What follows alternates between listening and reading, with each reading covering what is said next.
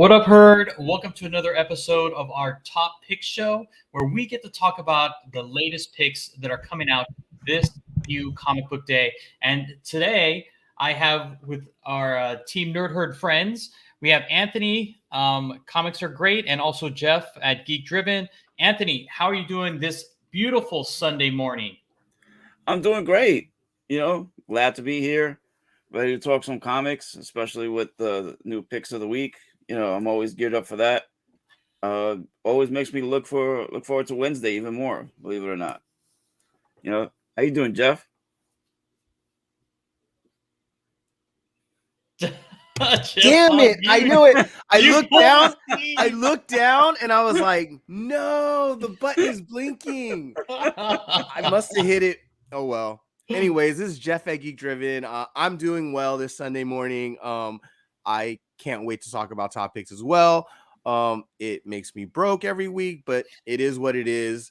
That's the life of being a geek and a collector, right? So, Yep. with that said, I think we got a lot of stuff to talk about today, but I'm going to pass it back to Alonzo. All right, thanks a lot, Jeff. And you're absolutely right. I mean, there is a lot of stuff to talk about, but you know what? We have to do what we got to do here at Team Nerd Herd, and it is to acknowledge our moderators because they definitely make our show better. They make the chat livelier. Something Wong, Uncle Rudy, Deanime, and Glenn2K12. Thank you guys so much for making the chat and making everything what it is.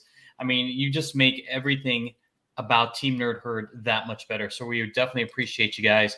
And same thing goes out to Eddie, our resident DJ. You can follow him on Instagram at Beats by Monster. So make sure to sub him up. And thank you again for those fabulous beats. Definitely love them. So with that being said, let's just get right into our top picks for New Comic Book Day, March 30th, 2022. Here we go. And our first pick is mine, and for whatever reason, it's not working. But here we go. It is Batman with the FaZe Clan, and it's brought to us by Josh Trujillo, and cover art by Tyler Kirkman. So I don't know too much about this book, other than it has to do with the FaZe Clan, which is an esports team. But my friends here in the panel, Jeff, Anthony, lay it on me. I mean, what is so special about this FaZe Clan? Okay, so a number of months ago, there was a crossover between Batman or DC Comics, primarily Batman though, and the Fortnite universe. So this book essentially introduces the FaZe Clan, which is one of the top premier esports teams in the United States or possibly even in the world. And a number of their members are now in comic book formats, sporting, superpowers and jumping into Fortnite, where that's one of the main uh, online games that they play. They're located in different spots in the United States.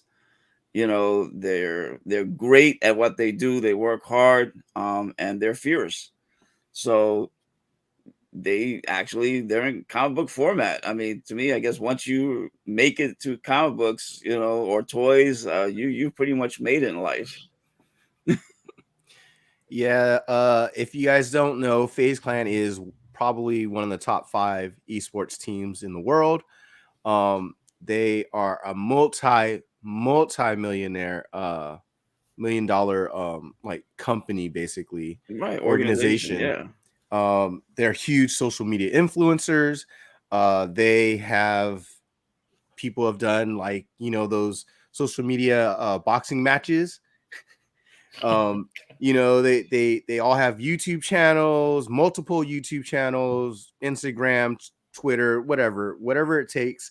And probably the majority of them are all multimillionaires, and there's quite a lot of them. So they're really famous, and the amount of followers they have, I think It's total is we're talking like hundreds of millions. It's like each one of them has millions of followers and their individual channels, and that's not including their group FaZe Clan channel. Right. So I mean, and the whole Fortnite thing. So this is going to be popular with all the kids. once they hear that FaZe Clan is in a comic book, I mean, it's just everybody's want to get them. And I mean, like you said, I mean, there's literally probably like 100 million followers. Yeah. So Yeah. So the reason again why I picked this book, I mean, having no idea who this FaZe Clan is, God, I'm definitely not part of the demographic. But it's because of the Batman Fortnite and how people went crazy over it, and how people that weren't necessarily comic book collectors were actually going to their LCS or going to a comic book store just to purchase this. So I think this is definitely going to be one of those picks that a lot of people will gravitate towards. So, Jeff, Anthony, thank you for adding a lot of color to this. I really appreciate it, especially, again, since I had no idea what the FaZe Clan was. Look, I'm going to tell you right now, I feel the fervor in the community, and they're probably going to be like, I hate this book. What the hell is this book? Right? But it's not for us older folks. It is for them to introduce comic books to newer kids, to newer generations. And once you get them hooked, maybe they'll read a different Batman book. Yeah. And then maybe they'll read a Nightwing book, and it's one of those things where they're getting new people into this hobby, and that's good for all of us. Trust me. That is very true. Thank you for that little tidbit of wisdom, sir. Yep. All right. And then moving on to Anthony's pick of the week. Anthony, talk to me. All right, so my pick is Tom Taylor's Dark Ages. This is issue 6, and it's the final issue of this miniseries, where some of the heroes of the Marvel, this new different universe, are going to fight Apocalypse. Okay, Apocalypse wants the power of the Unmaker, which essentially took all the electricity on the world and snuffed it out. Okay, and Apocalypse has managed to get his own version of electricity through Magneto, but he actually wants the power of the Unmaker because that's the power of a god. And some of the heroes that are left, they want to stop him. So this has been a great miniseries so far. I mean, Tom Taylor has done a fantastic job.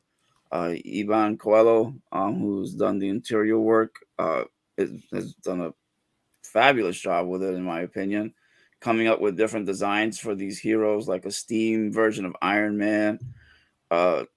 Spider-Man has different type of web shooters, and it's ingenious, what they've come up with. Cool. And then you have these covers, and then you have another set, right? Yeah, these are just the variant covers. Another one by Ryan Stegman, and the next one by Stephanie Hans, which that Ghost Rider cover is fierce, man. I dig that Ghost Rider cover. I just wish it was for Ghost Rider and not Dark Ages. Well, because in Dark Ages, in one of the issues, they did have a group that they were called the Ghost Riders, and there was a bunch of them. It wasn't just one, and they actually lived in the ocean, believe it or not, or near the ocean. So that's probably why she drew it, because like I said, they had different versions of some of these characters, different costumes or either upped or slightly different powers, so this is definitely one of them, but I mean, I see what you're saying, but this one definitely fits it just because what Tom Taylor and Ivan Coelho did with the story. Cool. Well, thank you for that. And also, too, you have also a cover pick of the week. Yes, I do. John Boy Myers is doing one of the variant covers for Hulk issue number 5. And this is the Carnage Forever cover. This week, there's actually a number of covers that I'm probably might get for Carnage Forever, but I've been on this kick with John Boy Myers. I know I picked him a few weeks ago. His artwork just looks like it's action in motion, when it's just sitting there. You see Carnage, the Carnage symbiote wrapped around the Hulk, and he's ready for action. And that the tendrils are wilder than ever, and It's just John Boy Myers to a T, just the way he draws it. Yeah, I love Carnage and Venom. I don't like these these rounds of carnageized covers. Like there's very very few that I like. Um, it disappoints me, but I mean, it is what it is. It's just maybe it's just my taste. I don't know. Well, Um, generally, yes, I do agree with you. But some of the ones that they've drawn, I tend to like. I don't like all of them, but yeah. this week there's like 4 or 5 that I really do like. Personally, but in general, yeah, I don't tend to go for them. But but this one I like. Cool. All right. Thanks a lot, Anthony. And then moving on to Jeff. Jeff, what is going on with your picks for this week?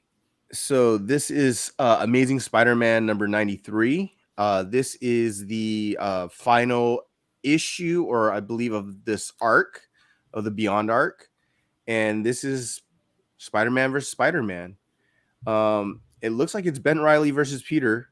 Yep. So Yep. it's one of those things where there's going to be a revelation in the book. So it could possibly be a decently key book.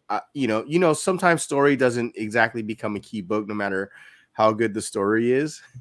So we'll have to wait and see. And I think there's a couple more covers. I think one of these is a Bagley, right? The one on the Yep. right. Yes. Mm-hmm. Yeah. So there's Art Adams and Bagley. I mean, you can't go wrong. Well, So definitely not. they're very good, regular A's and B covers. Mm-hmm. And then you've got the Sandoval, which I don't know if I'm necessarily a fan of, but it's okay. Is it the feet? Is it the feet? What feet? Yeah. You mean the feet that are like 50 feet away from him? Yeah, that's wow. So yeah, it irks me. And then you have obviously the Gleason. So everyone's going batshit crazy over it.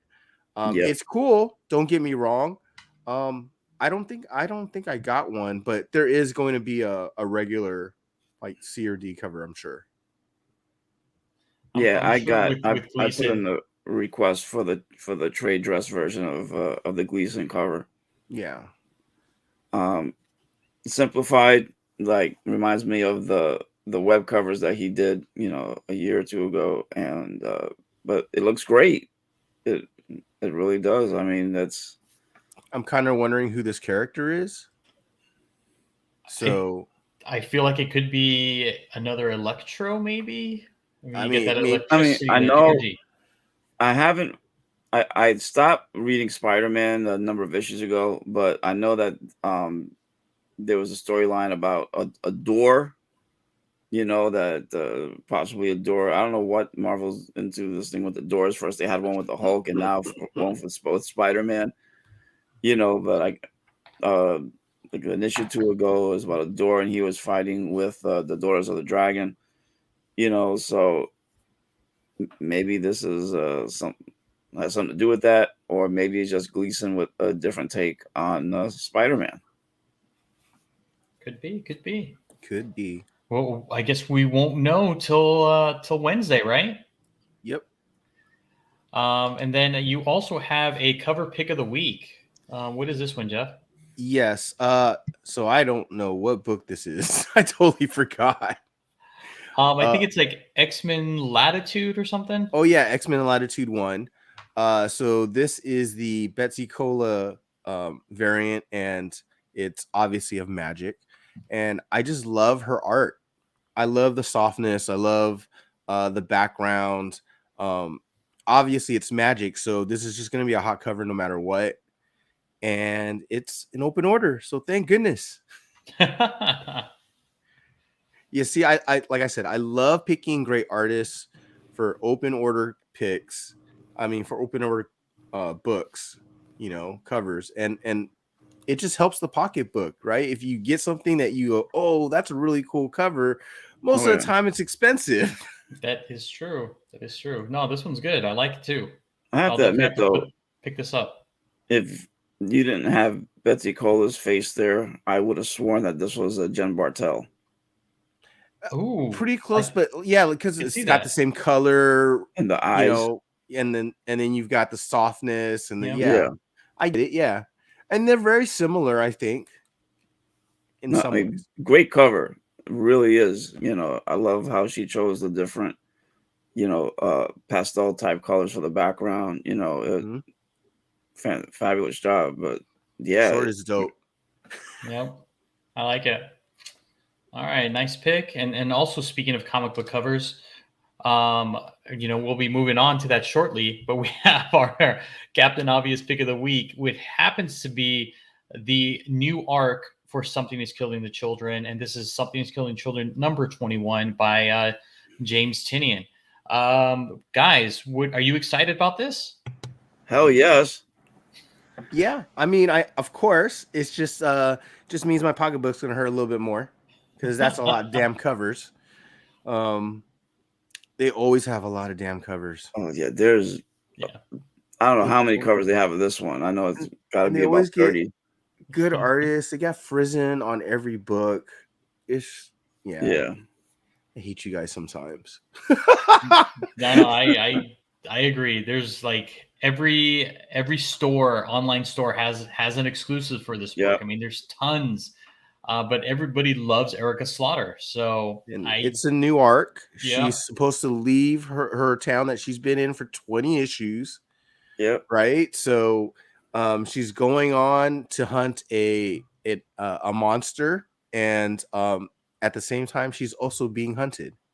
So we're gonna find out who's looking for her and what exactly she's looking for. So I mean I think that's cool. We're gonna probably meet new characters along the way.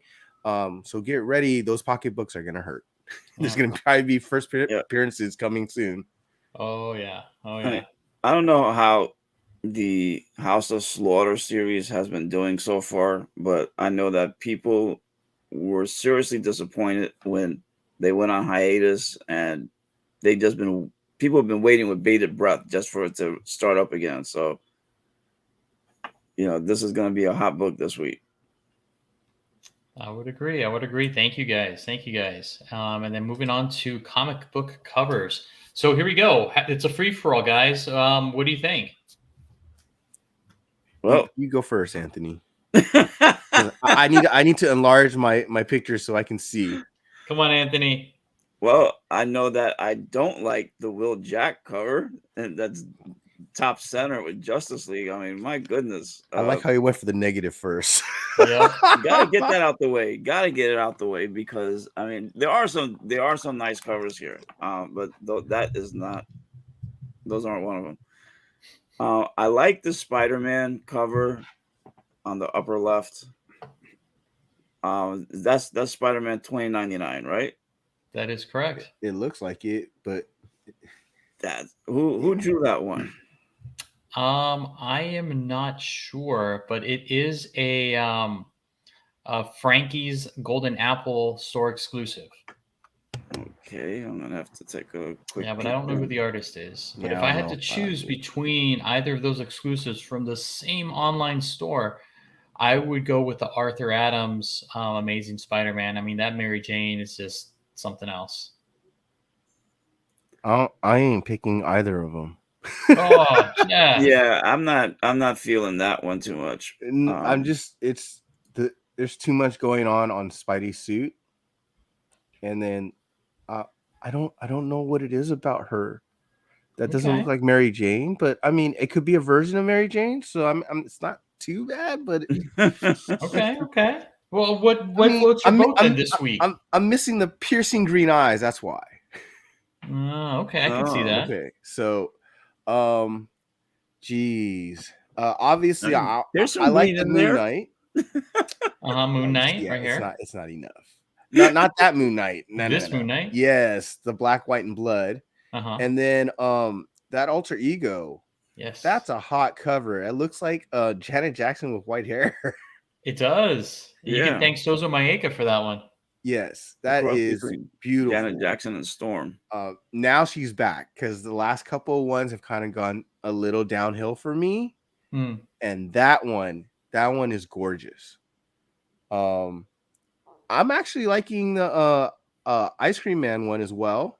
So it's not Ice Cream Man. It's a new It's not? series. I think it's called Canceled. Okay. So it's canceled. I'm not feeling that one. But it does. I like it though. It's kind of creepy, cartoony. No, what's creepy is that Sandman, Sandman universe. No, I was gonna Sandman. say that too. But damn it, they did it again. Why is there a split face and they don't match? Yeah, that thing with the mouth, that's creeping me out. Now if that was like Anthony, cover your eyes. If that's a real monster, then I'm gonna freak out. Okay, then you got me. If that's like not two faces, it's just really one head. Also the Moon Knight cover next to it. Yes. This Alan Qua cover? Nah, not really feeling that one. I mean, it's not terrible, but I don't like the face. Yeah. So that's what's throwing it off. Everything else is beautiful. Yeah, the face just completely throws it off. Matter of fact, why is the mirror like the mirror? It looks way better than the freaking face. It's so ornate. It looks real. It looks like a picture. It does, doesn't it? Oh, Elektra's not bad. Yeah. The Red Sonja cover. Who drew that one? I don't recall, but it is available in 616 Comics. Of course, you know where it is. You probably got one. That is your type of cover. It has a beautiful booty cover, and same thing with the Elektra. And you can both of them can be found in 616. I didn't even see Elektra had a booty. See, I didn't even go there. I was just like, what is the top right one? This is by Jay Anacleto, and I believe it is an unknown exclusive for Knights of X. Oh, well, that's it. Because I was like, is that Captain Britain? It is. Really? Yeah, because I was like, that has to be right. Because that's a new Captain Britain. Yep. Interesting. Yeah, it looks pretty cool, doesn't it? Yeah. I mean, I haven't really followed any of the X-Men titles for a long time. But the change in names, for all these titles, it's still not drawing me in. I don't know if I like the way Gambit looks, but yeah. Okay. But that's just the outfit. That's not right. Not drawn terribly. It's just I don't know what's wrong with the outfit for me. Okay. Last but not least, the Elektra cover. Yeah. Who did that one? Again, I don't recall. I probably should write these down for you guys. that would help. It would be helpful, wouldn't it? Oh, I should have done research on all these before. Yeah, but you know what? The one that takes the cake this week is Sosamaika. Yes, that's for sure. Yeah, and to be honest, that Moon Knight's not too half bad. Right behind it. Yeah. I mean, I like the Spider-Man one, but yeah, the Moon Knight's pretty cool. Delato, right? Has to be. It could be. I don't know. It could be. Am I wrong? Damn it! Don't do that to me. It could be. It looks like a Delato. That's why. It does. It totally does. But yeah, I'll check back in with you. Cool. All right, thanks guys for this, and then we're moving on to catching up with the herd. So let's start with the deleted scene from Batman. So this is the Joker that everybody was supposed to see in the theaters, but instead we didn't. We got a cackle instead. Jeff, what are your thoughts? Well, I mean, we did technically see pieces of the Joker through that glass, but yeah, I knew the actor was in it, knew he was playing the Joker. That rumor was going around for at least half a year. And then it kind of freaked me out because like in the top picture, it looked like Mark Hamill in makeup. Right? I was like, oh, okay. And then when you look at the makeup and the way he looks, this is the scarred. This is the scarred Joker, right? The acid burn Joker. Yes. This is the he's like mentally ill, but he's like that borderline of insane and genius. Yeah. Right? And the way he played it, the way it felt, it was freaky. It was eerie. His freaking mouth is just messes me up. He is definitely a scary Joker. I do want to see him in like not in a blurry picture. Yes. Because they did it on purpose. I like the way they kind of did it too, because it was, I think what he was trying to go for was like, so the focus isn't on the Joker, right? Mm-hmm. The focus is still on the movie, but this would have given away, like, maybe it would have given people feelings like, well, why didn't we get this year one Joker and Batman battle? Like, why didn't we get that? Right. And it also explains a kind of a history as well. He does say something like, oh, this is our 1 year anniversary. You gave me paper. So obviously he got caught in year one. And so there's a lot of backstory to this. We want to know how he got caught, or how he got all scarred up. Was that because of him and Batman's battle? Or did it happen beforehand? He's really effed up, you know? Yeah. And Batman was just like, I don't think it would have worked though, because it also makes Batman look like an idiot. Because it's like, oh, well, I got to go to the Joker to get him to help me figure this out, which he figures out in like 10 seconds. So, yeah, I would have loved to have seen this in the movie, because it would have made more sense for the Riddler scene at the end. But I don't know. I'm a little mixed. It's a little fresh for me. But I'm telling you right now, the actor is great. The acting was great. The way the cinematography was great by Matt Reeves. And the lines, how freaky he played it. I actually like this Joker. I want to see, this is a different version of a Joker that we haven't seen. Yep. I agree with everything you've said, Jeff. I know you're kind of borderline between we could have seen it in the movie and could not have. I preferred them leaving this out. You know, I mean, I'd love that they brought this back as a deleted scene, so people could see like how the Joker would look, because people were anticipating this, as you had mentioned, for like a year and a half. So I'm glad we got to see it. But I'm glad that it didn't take away from the movie, because then your focus would have been like, to your point, I want more Joker. I mean, I want to know like how he became disfigured. What happened? You know, did Batman was the one that pushed him in the acid? I mean, what was going on?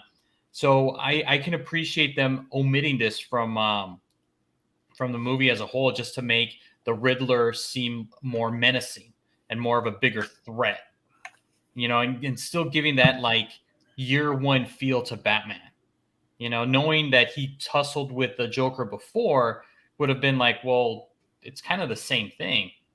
So I'm glad they took it out. But I love this like horrendous looking scary Joker. I think for me, I don't know how it would talk to the Batman relationship overall, like with him and Alfred, and then him and the Joker, and then just him and being the Batman, because it changes for me. It's like, well, why didn't he ever go to Alfred? Why would he go to the Joker first? And then another part of me is going, well, he'll go to the Joker because maybe he relates to the Joker. And he knows that this guy is an evil genius, insane person, but he knows that he can probably think a different way and help him get to the answer. So, I mean, I guess I can see both points of view. So I don't know. It would have had to have played out in the movie for me to have actually know how it would feel. But I think for sure this would have made the Riddler and Joker scene at the end better, make more sense. It wasn't just, it felt like it was just thrown in. So yeah.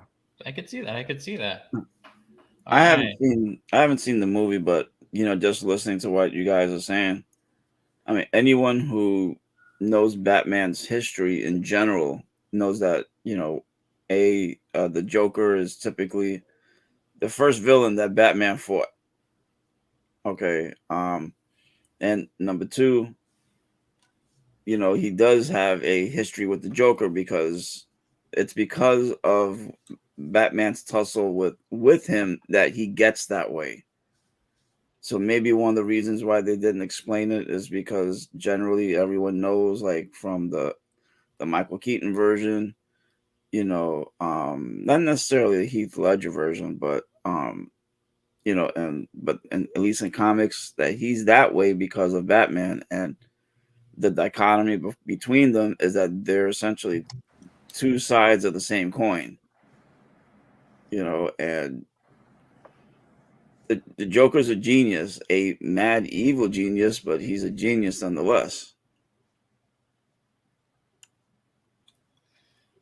Yep. I think we're all in agreement here. We love the Joker. We want more of the Joker. So hopefully we'll see that in the Batman Part 2. All right, and then moving on to another topic, it is the extension of the Momoko verse. So as you guys know already, Demon Days has ended, but it is set to return, but it is expanding through the Marvel Universe. So now we get to see different versions of Captain America or the Avengers with this Peach Momoko like style. So it'll probably be still in feudal Japan, but have these different takes on characters that we know. So Jeff, Anthony, what are your thoughts on this? I literally just had a stupid thought. I was like, Oh. what if all those people who made fun of all those Momoko covers, and then they use that version in her Demon Days world, and they go, oh fuck, that was her first cover appearance, or that was his first cover appearance, and they're like, damn it! I just had that stupid thought because you know how the comic book world works, right? Yeah. Happens all the damn time. So you guys are screwed if you didn't like those Momoko covers. They're gonna like them now. That's what's gonna happen. They're gonna like them now. I mean, obviously it was a success. They wouldn't give her the whole freaking Marvel universe to toy with in her own universe. They obviously had made it a limited series on purpose, and then I don't know how many covers they freaking sold of each issue, because I think there was like a 1 of 200 each time, at least. Wow. So yeah, they must have sold a ton of these. I'm excited. I like Peach Momoko. I get it, and this is for every single artist.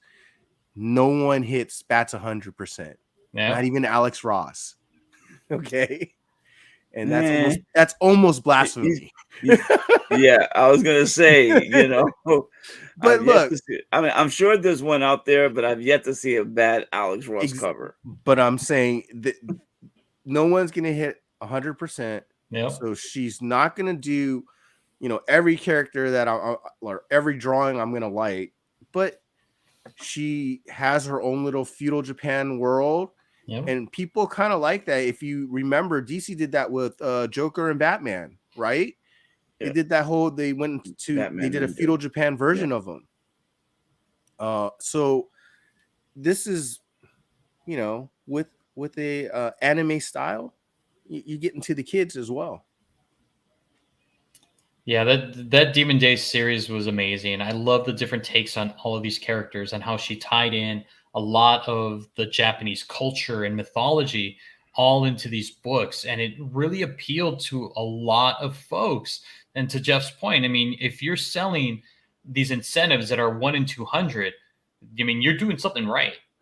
The story has to be good. And so is the art. And Peach does own every single piece of that. And it's phenomenal. I mean, it's something that's really different, and it's a different take on characters that we know already. So I'm very happy to see that she gets to play in a bigger pond person. Coming up this summer. I think there was a 1 in 500 as well. Oh my god! So yeah. You know she did well. Anthony, what's going on over there, man? I see that face. No, I'm just listening to you guys. I mean, personally, I'm not really a big Peach Momoko fan. Okay. I do like some of the covers that she's drawn. The fact that she did Demon Days, I didn't buy any of them. I had to, wait it out. I wasn't sure how well it would actually do. As far as some of the covers that she drew, I do have a few of them.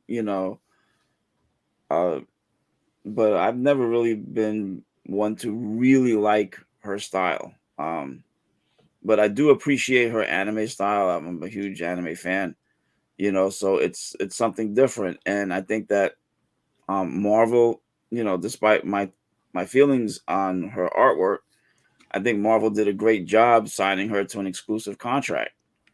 They're obviously making a lot of money. The Demon Days miniseries was obviously a home run, and they're going to be expanding it.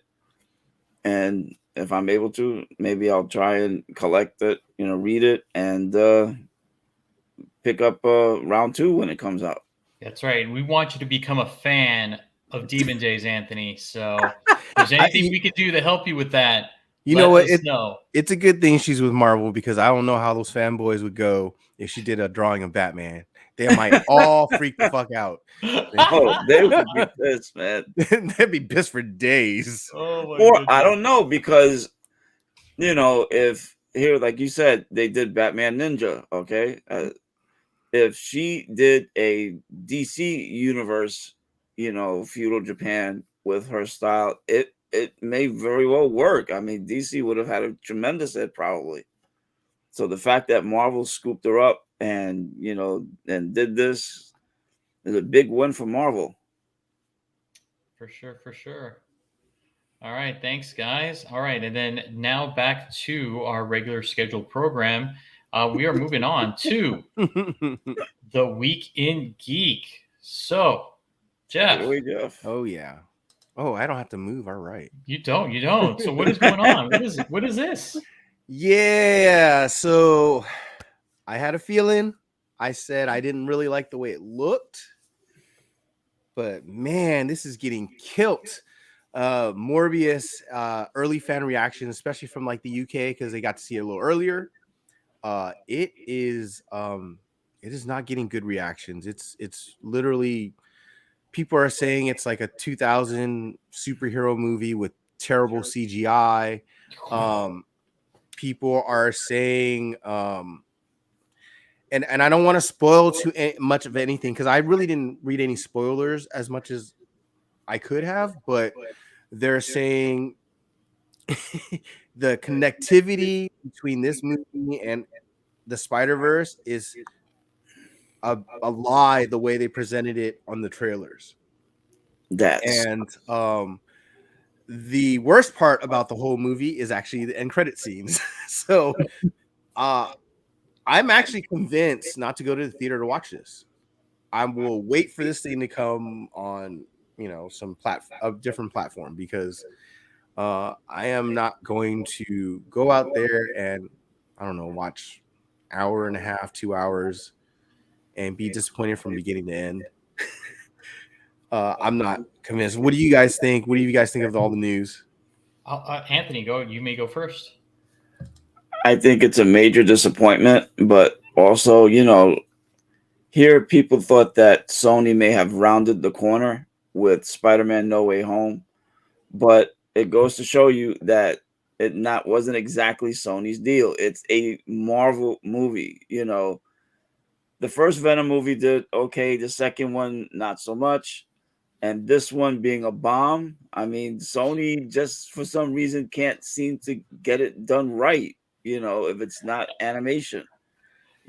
Spider-Man Into the Spider-Verse was their big hit, and it wasn't live. You know, he is being real, because this is the most animated I've seen Anthony. Holy hell. I mean, Sony is a huge company. Why can't they get this right? I mean, it's a shame. It really is. I Huge mean, surprise.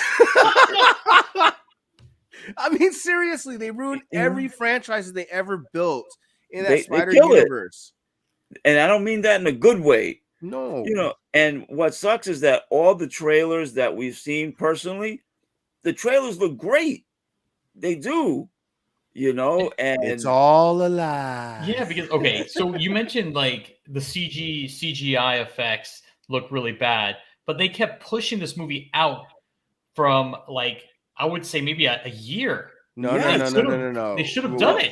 They we're should have talking fixed like this. 2 or 3 years. Well, there you almost. go. There you go. yeah.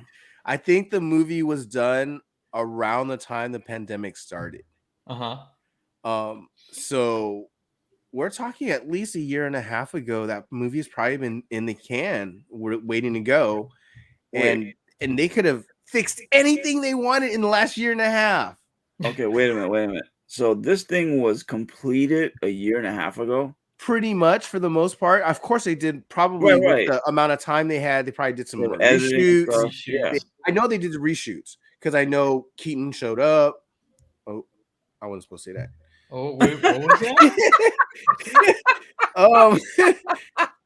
But yeah, like Didn't people hear that. showed up. Strike that from the record. To do reshoots, and obviously they probably reworked the the FX. So I don't understand how you had that much time and then everyone's going, the CGI sucked. We're in 2022. There's no excuse for bad CGI in a superhero movie unless you straight up just ditched out on the bill. Okay. Well, it sounds puppets. similar to what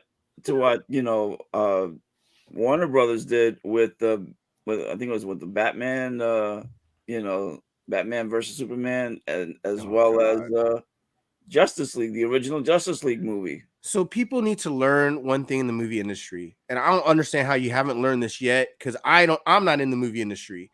You don't make heavy CGI scenes in dark scenes and characters. Nope. You just don't mix that because it's gonna look ugly no matter how you look at it, because it's gonna be messy. If people aren't gonna see the whole thing, the shadows are gonna be wrong. You're not gonna see the depth. It's not fun for people to squint their eyes and try to see the freaking CGI action when it's all dark. And we're talking little kids are squinting their eyes too, man. I mean, it's not like just the old folks. So it makes no sense because Morbius is a very dark character. Yes. It's gonna be probably a lot of the settings going to be in the evenings. You do all that huge CGI, you better do it with some like lighting somewhere, make it where, wherever the scene is, it makes sense to have that CGI play. It's just all dark, and you're against a dark background. Good luck. Yep, you gotta fail. Wow, that's a shame. Disappointing. And it is a shame. I was looking forward to seeing this movie. Yep. I think a lot of us were. I was looking forward to watching it. I held my reservation because, again, I'm not a fan of the Venom movies so much. I mean, they're okay. Yeah, no, they are. They're not great, but I mean, they're better than average. A bunch of SpiderMan movies, and I'm not surprised that they messed this up because the plans before they connected with Marvel for the Spider-Man movies. The plans that they had before were horrendous. Silver Sable, Black Cat, freaking the Wolf Pack with the Silver Sable. They were gonna do a Sinister Six movie without a Spider-Man. I was like, get the out of here, man. Yeah, no. I remember that. All right. Thank you for that commentary. We need to get that on a different show. But we need to keep things moving along here. So, Jeff, what's next? So, I guess it's been a little leaked out. Nova is officially coming to the MCU, but it's going to be written by the Moon Knight writer right now, and I don't know if you guys knew, but this rumor has been out since Infinity War. So I don't know about you guys, but this is not a big deal in my eyes. Everyone should have known. Our eyes should have been on this. I mean, hell, if you guys watch Pressable Defects or, you know, Lord of the Long Box, you guys knew this shit was coming like 4 or 5 years ago. So um I I know it. I don't know how to say this. It is rumored that Richard Rider is going to be the Nova version, and it's going to be the first version. So obviously, if Feige says that, then that means Sam Alexander is eventually going to come, and maybe even other different Nova versions. Because I know there's been a couple of female versions, and so I'm excited. I've always wanted a Nova movie. No, he's not the Peter Parker of space. Get the hell out of here. And I'm excited because the Moon Knight writer is attached. I know we haven't seen Moon Knight, but that show is getting rave reviews already from the episodes that have been seen by critics. And so I can't wait. And this is obviously going to have to do with, and I hope they do this, is they do the destruction of Xandar by Thanos, where he kills off the whole Nova Corps. And Richard Rider is the only survivor, and he gets the power of the whole Nova Corps. And he's got to avenge him. And so, if you guys don't know, the galactic stuff is going to get bigger. And just because we haven't seen anything, Feige and Gunn have already said that they're going more galactic. And I guarantee you Annihilation is coming. So they're going to build up this galactic roster. What do you guys think of Nova coming? I love it, but I am a bigger fan of Sam Alexander, that version of Nova, only Me too. because it's a more, I feel like it's a more relatable character. It's a younger character. There's a lot more room for growth when you have Richard Rider. You have a lot more history attached to it, and sometimes you kind of want to take yourself out of that. Plus, like with Richard Rider, like he died and was sent back to the cancer verse and all this other stuff. I mean, there's just a lot of weight in it, but I get it. I understand why they're doing it. I really do hope that they make this thing huge. Like their budget is got to be huge for this, because you want to have space, you want to have different aliens, you want to have superpowers, you want to have just everything, mass destruction. I mean, in order to make this movie like awesome, like a space opera, you need all of that. And I hope, I really hope that they have the budget for it. That's Marvel. Right? It's Disney. I'm pretty sure they do. Well, depends how long know, right? They may decide to make this into a Disney Plus series. I mean, that's not completely off the table yet. No. But I mean, it could be, right? There's probably a reason why we haven't seen anything Disney Plus in space. And it's probably because it would cost so much. I don't know if we ever will. We obviously will with the Groot holiday special, right? So but that's being filmed at the same time the movie was being filmed. So I mean, I don't know what to say. It's basically attached to a movie. And it would be hard pressed for me to see a space opera on Disney Plus right away. But like you said, the way things are going, they like testing out everybody on Disney Plus right now. I think that's their testing ground for these new characters, the way they're building their universe. Mm-hmm. And then sprinkle in a few solo movies that are new characters as well. So I mean, if they did it with Shang-Chi, they could do it with Nova, right? Because Shang-Chi was the very first character that's introduced in a movie that was new. right? I Yeah. mean, with the exception of Yelena, but that wasn't her movie. That is So true. She didn't carry it. That's right. no, That's right. it's not her movie. So Shang-Chi is the first solo new character in the whole Phase 4. So I Anthony, go think ahead. Nova would be next. So what do you think about this whole thing, Anthony? You're pretty quiet down there. No, hey, again, I'm just listening to you guys. I don't want to interrupt, but um, I do feel both characters, like Richard Rider and Sam Alexander. Um, Sam Alexander is obviously the current Nova for the 21st century. Maybe they're introducing Richard Rider because they're going back in time, like what they did with Captain Marvel. So they want to start from that point. I mean, even though they did already introduce the Nova Corps, Mhm. but they want to possibly focus on him, and eventually he will pass the power down to Sam.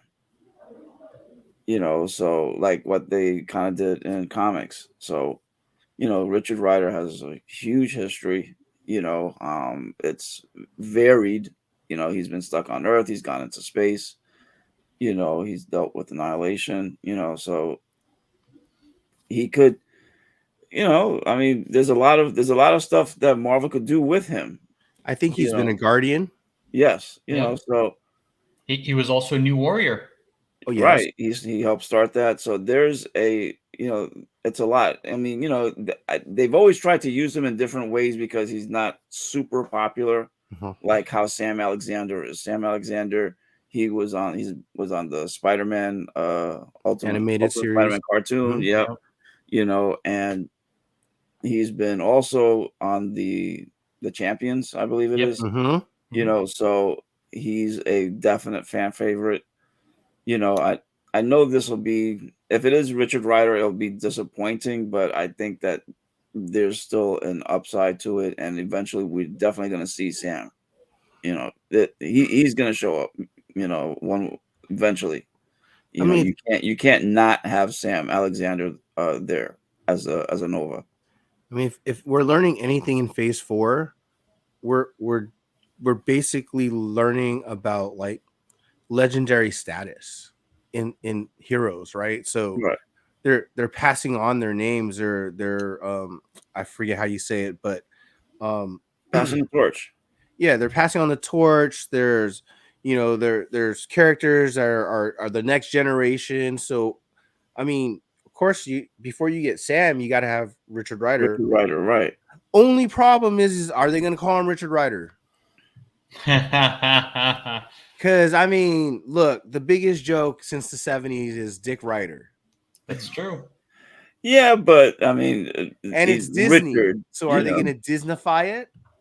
I'm afraid they're going to do something like that. I hope they don't. I hope they keep it, and I hope they even do a joke about it. Yeah. Yep. At least Deadpool do a joke about it. Shit. All You guys got a right. dick in But your you are MCU right, now? because like this Phase 4, you had Steve Rogers passing the mantle uh Falcon. to Falcon. You had Black Widow passing the mantle to Yelena. So Hawkeye, Kate Bishop. yep. So we're getting there one by one. And like you said, Disney's pushing the whole galactic storyline. Especially with the Eternals. And you had Wong at the end of Shang-Chi, how he grabbed Shang-Chi and Kate, I think her name was, over, so I mean the next Avengers movie could very well be in space rather than on Earth. So That is true. That is true. Anthony, and you did say a key word here a little while ago, legendary. So that kind of brings us full circle no, to our next topic. that was Jeff. Well, you had just said legendary. So here Oh, we go. Yeah. So if you guys haven't heard, the Red Notice director, the same director, who did the movie with The Rock, Gal Gadot, and Ryan Reynolds, Yep. he's tapped to do a Voltron live action movie. So I'm a little bit skeptical on it being this director because literally his best movies are comedies. He also did, I think, Dodgeball. So I don't know how this is gonna work. I don't know if it's gonna be like making fun of it, or he's gonna take it serious. You know, who knows? I've never, you know, you got to give it a chance. So, anyways, I don't know if this is gonna get off the ground. These kind of movies, including like He-Man, Thundercats, all those kind of movies, they're always going to be hard to get off the ground because the way the story was told back then in the animation and trying to connect it to like modern day to, you know, and making it look great and not cheesy. So I'm look, I love Voltron. I'm excited to finally get one on a live action, but just don't Power Ranger it, okay? What do you guys think? I want this to be good so bad. No shit. So bad. Let me tell you something. We've been in this nostalgia phase, okay, in comics for the better part of a year and a half to 2 years, okay. This has got to work, okay. I mean, Red Notice, I loved it. I thought it was a great movie. Okay, took me by surprise. I mean, It's all right. sorry, I gotta say this, son. My wife loved it. She's Okay. seen it like 10 times. You know, Yeah, but you know, does she like it because The Rock's in it, or because she like it because it's a movie? both. Or Ryan Reynolds and The Rock is in it.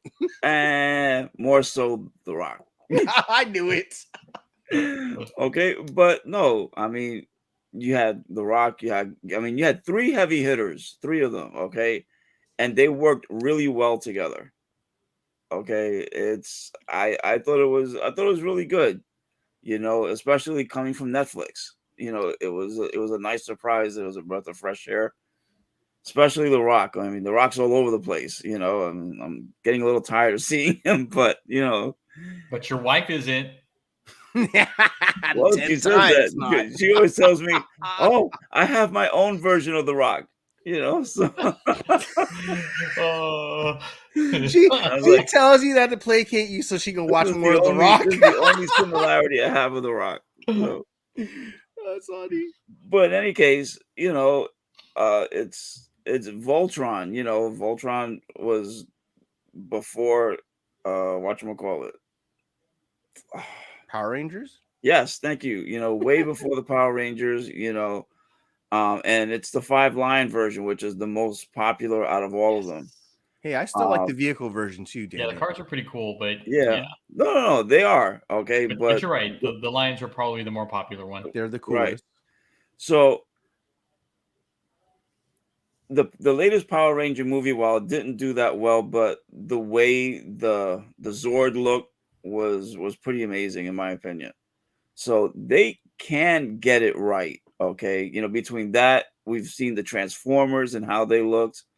Okay, so it can be done. And Voltron was never really one for being a serious, a serious story. Yes action, and no. action, yes. You know, no. Some of the later ones, it's been more comedy than anything else. But you know, but the story of Voltron though is they are being attacked by someone who's trying to take over the whole fucking universe, and they are obliterating species like peoples, like planets. Oh yeah, you know, but you can always have comedy in there. You know, I mean, it's nothing is going to be 100% comedy, 100% serious. You know, so just like with Red Notice, you know, it wasn't 100% action. But they had some, you know, lighthearted scenes, especially with Ryan Reynolds and The Rock with their interaction. So I honestly believe that with the right touch, and obviously they believe that the guy who did Red Notice can do this, that he can bring forth a good, you know, a good movie with Voltron. So hopefully it'll get off the ground. Yep. Hopefully, it'll. I'm not so worried about the way it's going to look. I'm worried about the story, like the way they write it. I just don't want them to, because the way they wrote that Power Rangers movie, Yeah. God, they screwed those kids. I swear to God, those kids were they're most of them were good actors. Right. Most of them were up and coming, and they literally like stalled all of their careers because of that stupid movie. And it was badly written. It literally the conversations between the actors were terrible. Yeah, no, yeah, it was so cheesy, and I was just like, it looks like a 15-year-old wrote this. So that's what I mean. Like I don't want them to do that to these characters and this story, because once you screw it up the first time, it's really hard to get it back again. really true. hard. So yeah, what do you think, Alonzo? Did you answer? I did. I just hope they don't F it up. That's it. Yep. That's it. Don't ruin my childhood. Thank you very much. This is not a get off my lawn. This is just write a fucking good movie. I don't give a shit. Because we all know FX can be great. CGI can be great. Yeah. I mean, because look at Transformers, like the last couple, with the exception of Bumblebee, which was well written. Transformers, the last night. Kiss my ass. Thank you. It was craptastic, is what it was. Dude, it was so bad that I fucking turned it off in the first half an hour. Don't turn off movies like that. I always give them a chance. And I'm just like, this is really, they really went there. I didn't think they were going to be this stupid. Yeah, they went there. I mean, it was like a desperate attempt to just tie human history with Transformers. Sorry, doesn't work. Nah, okay, money grab is what. Yes. All right. So as long as the story's well written and the technology will be there, the special effects will be there. So hopefully they can get it right. Yeah. All right. And do you think the rumors got this one right, Jeff? So the rumor comes out that Emilia Clarke is actually Queen Varenka, or Vrenki. I think, and correct me if I'm wrong, but I think the rumor is being based off of a video picture of her outfit in a scene that was being shot. And they're saying all the colors are kind of look like the Queen's outfit gown that she wore. And we all knew that there's a really good chance that she was Queen Vrenki, or maybe Julia Carpenter. She's the Queen of Dragons. But yeah, it made sense. I mean, hell, they got Jon Snow to be the Black Knight. I'm pretty sure he was a Black Knight in the freaking show. Yeah. So I mean, look, they're getting super meta on this stuff, and I'm not going to be surprised she's the Queen Vrenki. And I don't know, it's not proof. It's just still, I don't think it's proof that she is.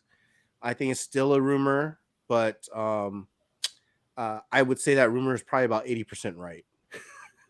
So what do you guys think? Anthony, come on. You can go first. Oh, I went first last time, but no, my whole thing is, okay, I mean, I don't mind Emilia Clarke too much, but just forgive the question, why did the picture look that way? Why was there like a line going down? I think it was a split page. Is it? Yeah, it was done intentionally. Okay. I mean, and just like when they had the secret invasion here at the bottom, it looks like a scroll. Right. But yet her face, because she can change. Oh, okay. Right? Maybe. You want to see the picture again?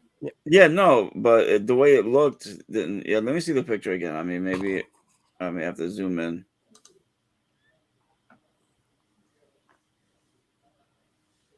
Okay, I mean, yeah. Yeah? Yeah, okay. I just woke up, so I'm still this is East It's Coast late in the time East here. Coast. It's It's late. East It's Coast, late. okay? So It's late. It's late. It's early Sunday morning. What the hell are you talking about? I know, Anthony. My that's what I goodness. said. I just woke up. So I and to me, other than Game of Thrones, Emilia Clarke still has to kind of prove herself. Like with the Terminator movie, she didn't do so hot. Yeah, that little love story movie that she did was whatever. Was it that holiday one? Yeah. Yeah, so she's not a bad actor, but she's also not a great actor. Right. To me, she still has to kind of prove herself, in my opinion. I mean, Game of Thrones was a great fit for her, but that was just one show. I mean, not every great actor that does shows can do movies and vice versa, so. Well, here's the only benefit of the doubt I'm going to give her. Yeah. And it's because Marvel casted her. Right. If Marvel has this history of finding really good actors to play these really fantastical roles and make it believable, and they even pick people who are nobodies and make them great actors. Right. So to me, I think their casting director is probably spot on almost all the time. And that's my caveat to her being giving her the benefit of the doubt. Yeah, giving her the benefit of the doubt. But I think definitely it'll be Queen Varanki because she knows how to play a strong queen role already. Yes. And she'll be Spider-Woman, so she knows how to get in shape and whatnot. So it's, with her whatchamacallit, history with the Terminator movie. So it's not something that she hasn't done before. But we'll see what happens. Hopefully the rumor will be proven. So Alonzo? No, I'm still holding out because Queen Varanki it's the obvious choice. I mean, everybody was, as soon as she got picked for it, everybody was like, oh, that's her. That's the queen. Right. But I'm thinking it could be something different. I really believe that it could be Agent Brand. It could be another Skrull character, maybe Elijah, to kind of help build that bridge between Fantastic Four. Yep, to the Fantastic Four. I mean, there's just a lot of options out there. The obvious choice, of course, is the Queen. But there is an older character already that has been cast that I believe is the Queen per se. So I mean, again, and she played a queen too. See it, but yeah. Huh? And she played a queen too. And she did. Who was that? I haven't had my ear to the street that much lately.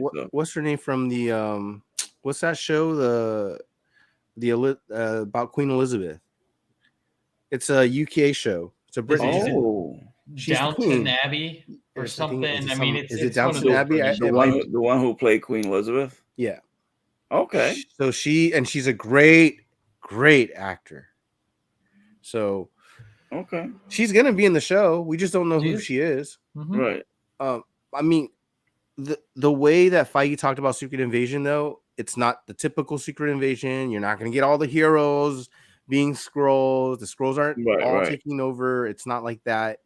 Well, but I also think, who knows, because the Kree, remember the Kree, they don't shapeshift, but they have pink skin Krees who can be blend right into the humanity, right? So it could be that whole thing, a Kree Skrull war going on Earth. And then one of the other things too, I mean, they did show a scene, if you've kind of looked, where Colby Smulders, her character, acknowledges Emilia Clarke's character. So they have some familiarity. Yeah. So that's why I'm kind of leaning towards an Agent Brand type thing. But again, Spider-Woman's character was also agent of Shield at one point. So I mean, it could be a whole lot of things as well. So Yeah, I mean, but again, her face, if she's a Skrull, her Right. face could be anybody's Oh, yeah. character. Yeah. So she can literally be Julia Carpenter, or Yeah. is it Julia Carpenter? Yeah.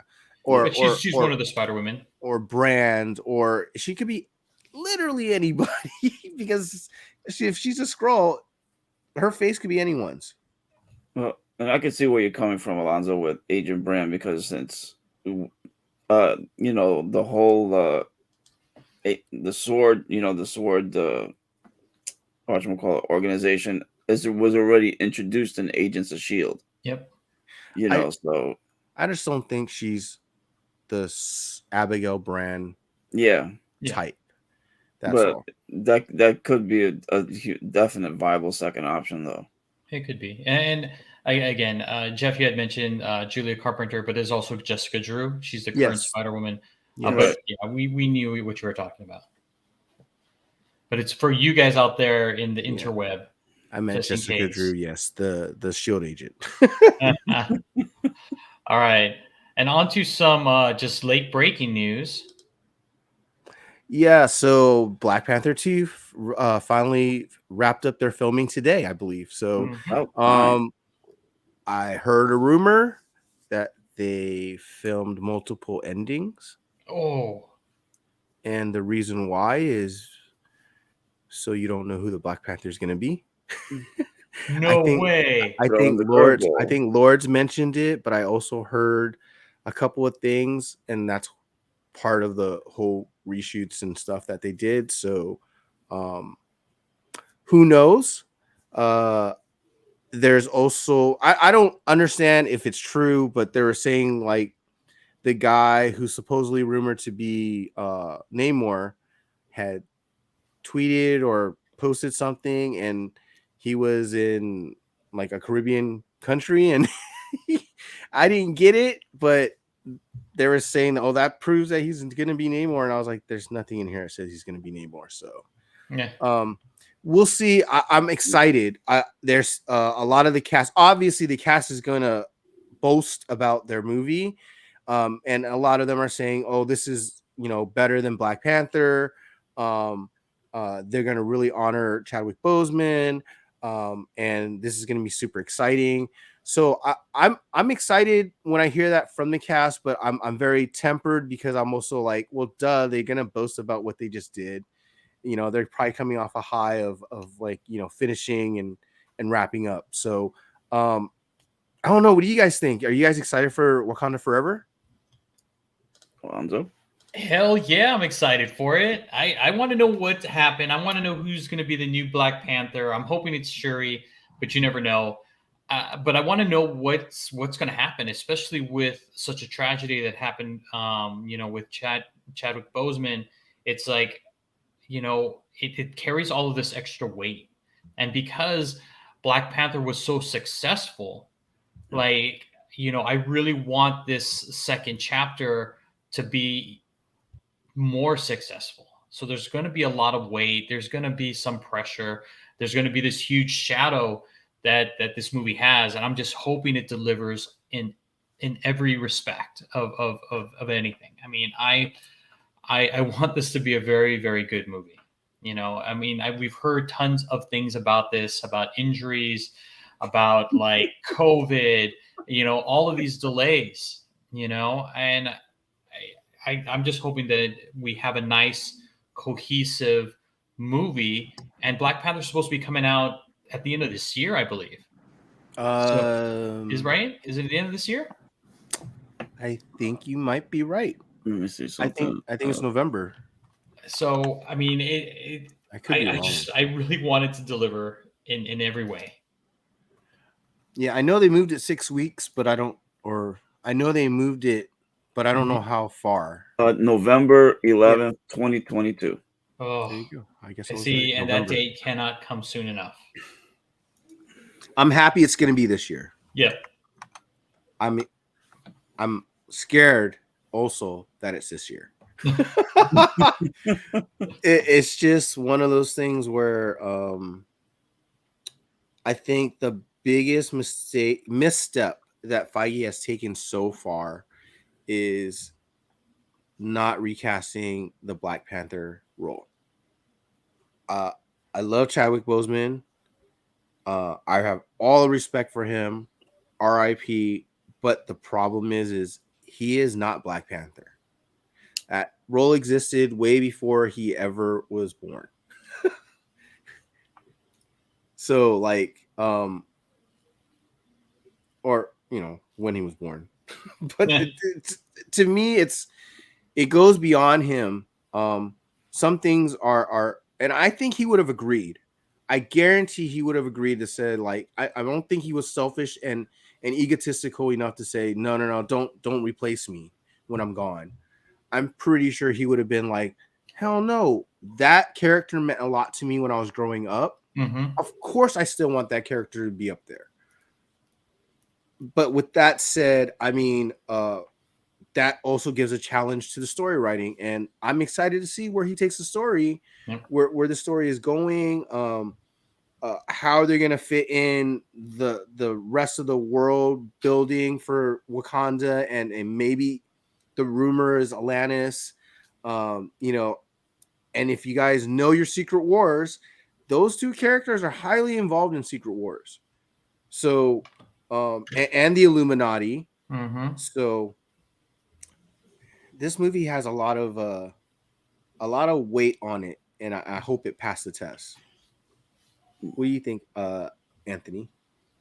No, I agree with you guys 100%. Especially with the recasting of Black Panther. I mean, because while they weren't exactly big roles, they recasted Incredible Hulk. They recasted Rhodey. Okay, so why couldn't they recast Black Panther? It's a role. It's a recurring role, and it doesn't belong to one person.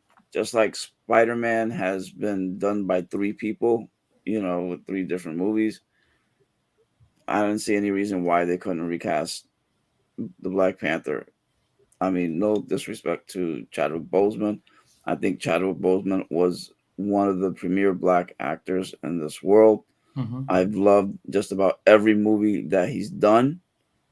Okay. And he blew the pants off Black Panther from when he started in Captain America Civil War, and especially in the solo movie. I mean, he really made the Black Panther role, special. That being said, you could have had another actor, more like you said previously. The Marvel casting, the Marvel casting has been spot on. I don't see any reason why they couldn't have found another one. But it's going to be interesting to see what they do. It really is. I mean, at the end of the day, whether it's Shuri, whether it's M'Baku or someone else, there will be a different Black Panther, or a different king or queen of Wakanda, and they'll have to fill the Black Panther role because the leader is Black Panther. So. Yep. But I'm definitely looking forward. I'm glad that they finally finished shooting with all the delays, and it were driving me nuts. So I'm looking forward to it. It's just going to be interesting because it's on Veterans Day. So, but I'm glad it's this year and it didn't get pushed into 2023. Yeah, Yep, it's not DC, so we're good. Oh, did I just? I'm not. Man. All right. Whoops. All right. And because we're not DC, we have a list of our upcoming shows that are not going to be moving anytime soon. So here we go. Oh, man. Ouch. So here we go. And first up, we have for you guys, we have Chibi Tales with Los Hermanos Guapos.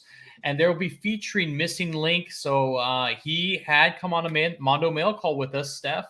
And I'm looking forward to hearing how he got started with anime. And it's going to be on Monday at 5:30 Pacific Standard Time, 8:30 p.m. Eastern Time. And then we have another show.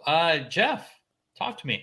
Yeah, so we got our Cover Lovers show, our collaboration with CBSI, and of course Mike Morales represents them. And so we talk about with Alonzo, with Big Rob, myself, we talk about the incentive covers that we like and don't like, and some store exclusives as well. And for the very first time, I know we've done recorded shows and they've gone live on Tuesday. They premiered on Tuesday, 8 a.m. But this time we're going to go live on a Monday evening right after Los Hermanos. We're going to go on after them and we're going to bring it to you guys live. We can't wait because we want to hear what the live chat has to say about our picks, what they think of the covers. Is it worth buying? Is it worth getting?